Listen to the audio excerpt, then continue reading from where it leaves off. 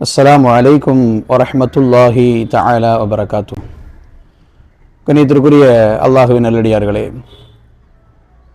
இஸ்லாம் என்கின்ற புனித மிகுந்த மார்க்கம் ஒரு மனிதனை எப்படி நெறிவழிப்படுத்த வேண்டும், நல்வழிக்கு அவனை கொண்டு போய் சேர்க்க வேண்டும் என்கிற அடிப்படையில் அவனுக்கு ஒவ்வொரு விஷயமாக கற்றுக் கொடுக்கிறது. அதை அல்லாஹு குர்ஆனின் மூலமாகவும் திருத்தூதர் ஸல்லல்லாஹு அலைஹி வஸல்லம் அவர்களின் வாயிலாகவும் ஒரு மனிதனை சிறந்த மனிதனாக, அல்லாஹுவின் பக்கம் கட்டுப்பட்ட, அல்லாஹினுடைய அன்பை பெறுகிற மனிதனாக மாற்றுவதோடு மட்டுமல்லாமல் அவனுடைய மறுமைக்கான வாழ்க்கையையும் சொர்க்கத்திற்குரிய வாழ்க்கையாக மாற்றுவதற்கான வழிமுறைகளையும் கட்டளைகளையும் நமக்கு அல்லாஹும் ரசூலும் கற்றுத்தருகிறார்.